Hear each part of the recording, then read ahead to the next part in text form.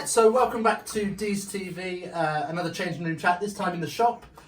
We've managed to grab 5 minutes with the most important man in rugby, Chairman Jon Gilbert. Thanks for joining us. No problem, Dickie. So, you're new to the role this season. That came about, was that back in August?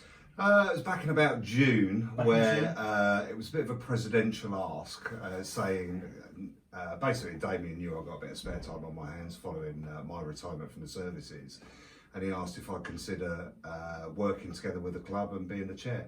So, and Damien's the sort of person you don't say no to, do you, after careful consideration. So, a lot of people up and down the country will talk about the chairman as sort of more of a title role than a physical role, if you like, or a hands-on role. Yeah. Just sort of talk us through your day-to-day, how you've sort of found your first couple of months in office. Well, it's like any other job, Dickie, isn't it? You've got to have a good look about what's going on in terms of the club overall. You know, what are our strengths, what are our weaknesses? And I don't think it's a thing to come in and make sort of immediate changes, but you have to look at where we are now and realistically where we want to be in terms of a vision. So that was the first sort of thing I did, was sit down together with the exec committee and sort of try and work that out, and then where we might need to go in terms of a route map. And that's what we're going on now, and that's why the vision's on the new website and stuff like that. So you can see we've probably done a reasonable amount of work in different areas, but we're a brand new committee, you know, so there's a lot of people that have come on board volunteering, which is absolutely great. And now we need to try and drive that forward, if that makes sense. No, absolutely. Yeah. In terms of that vision, results on the field at the minute are looking up. What a great November we had, didn't we? You know, sort of unbeaten for the ones and stuff like that. Twos, you know, they're doing really, really well in terms of putting out sides and stuff like that, creating competition for spaces, you know, for spaces. So that's all good. And we're trying to do a load of work with the local college at the moment, because we realise that, you know, we lose a load of people going to university between the ages of 18 and 21. Well, what can we do, you know, that's different around that? So we've approached the local college. We're trying to work, can we work together with them to get an academy launched for next year? And so we're in advanced conversations about that. And if we can get about 25 players for this academy, then we'll run a joint course around education and around rugby, which might be a really interesting thing for us to do. Not done locally outside of the RFU at Oakland, so some good opportunity there. No, absolutely. And you know where I'm going with this, possession's 9/10 of the law. If we can get them down here, then hopefully we can get them signed up and then playing in, you know, and integrate towards the senior sides. But some real opportunity, I hope, anyway. So yeah, we touched on the vision slightly there. Some people may have seen it on the website, some people may not have. Just for the folks watching this, just talk to us a little bit about the vision and how that looks. Yeah, look, we left the town centre 30 odd years ago. You know, we were right in the heart of Dunstable, and actually we took opportunities when there was building going around at Stane Square to come out where we are actually situated now. There's 50,000 homes for 50,000 people about to be built around us, and a real chance for us to be back at the heart of the community. And then I see all sorts of figures because I get stuff punted to me by the RFU and by Central Bedfordshire and everything.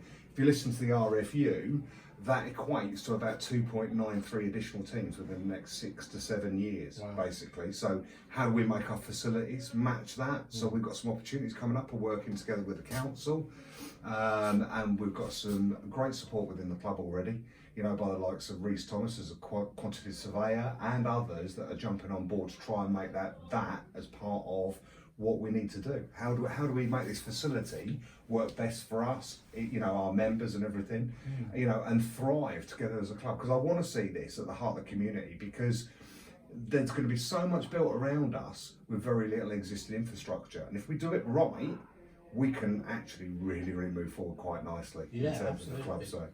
So in terms of, you mentioned there that we're working with the council. Outside of the club, what sort of support networks are we building on? What sort of things are coming in that well, you know, economically it's a bad time at the moment in terms of businesses. They don't know what's going on with this magical Brexit. So what we've tried to do is we've tried to work together with a lot of small businesses. You're about to see a number of new pitchside boards going up where we diversify our risks. So while people are worried about putting money into the club, we've got a lot of little sponsors going on, and I want to retain those people. They're really important to us to work together with them. So we're going to be having things like sponsors lunches, You know, it's all going on the new website where we've got players being sponsored, and opportunity created that way. So yeah, a lot around that, and working with business. We need to be influential around the council. I've already met, you know, some of the councillors or whatever, and what can they do to help us achieve this vision of being right at the heart of the community? Yeah. And people appear to be willing to listen. We just need to drive that home now. Okay, fantastic. So the new 50,000 homes, or homes for 50,000. Yeah. There's a red mark against it at the minute with a local rival club looking to move in locally. What's the club's thoughts around that? Right, okay. Political hotspot, I know. No, yeah, it is and it isn't it? I mean, so much as, I think they've got challenges at the moment, okay? I thought it was pretty much going to be a done deal in terms of the move to where they propose at Sundon, Upper Sundon. But there's currently a challenge where they're being taken to judicial review by the owners of the Arndale Centre. So if that causes them a real problem, they won't be able to sell Newlands and they won't be able to move. But what I think we've really got going for us is we've got a massive head start in terms of them. Yes, they might get a significant sum of money in relation to any move if it were to go ahead. What we've got the benefit of doing is all of the work, some of the work that I've started talking to you about, whereby if we can create this vibrant club, massive around the communication, where everybody needs to know what's going on and what we're buying into, and I want to hear from all our members about what they want to see, because this is their club, then if we can create that vibrancy and embrace what's going on around us, I think, you know, we can make a good place for the future. Fantastic. We've talked a little bit about the senior section. Let's look a bit at the Minion Youth. So there are loads of teams there at the minute. I know the under-13s are having huge success. Rob can't stop jumping up and down about them. The under-16s are doing well. What sort of future do they hold for us? I think it's very promising. I think we need to look at how we can integrate the juniors then into the senior setup so that we can maximise that transition from, you know, junior rugby into the senior side, so that we can keep hold of people and get the best out of the opportunities for the club. But we've got a very vibrant section led by Kev Ludgate as youth chair. We've got about 160 youth players, which is quite significant. And when we saw Old Salt Leons come down to speak to us, come down to play our first in the cup last Saturday, they're very envious of our current position because they've got their own challenges. And they consider the numbers that we've got to be really, really good. So, want to build on that. We're lucky. We've got Rob as an all schools coach on behalf of the RFU. I've also signed up Will Wheeler, who's the schools games officer for South Bedfordshire, so that they can work together.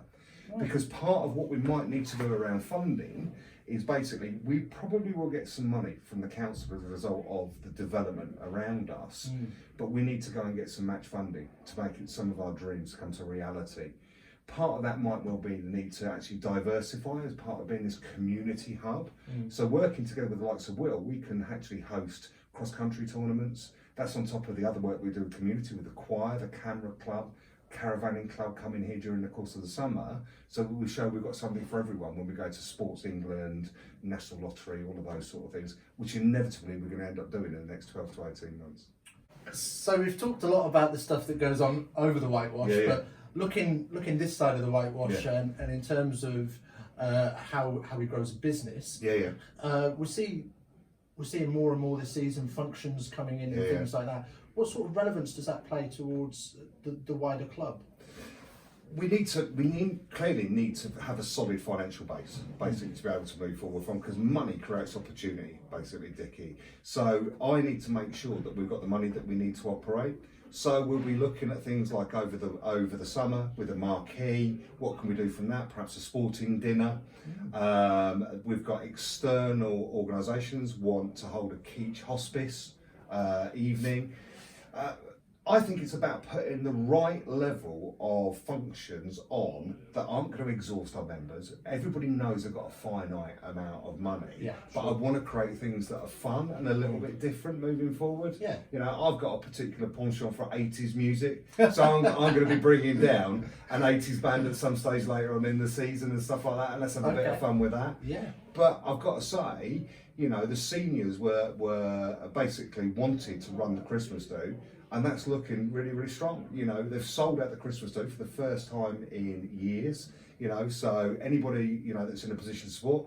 I know there's no more capacity for meals, but I think there's some social tickets available. So if people can support the seniors, That's right. There's the lounge, yeah. lounge discount. I think it's £5.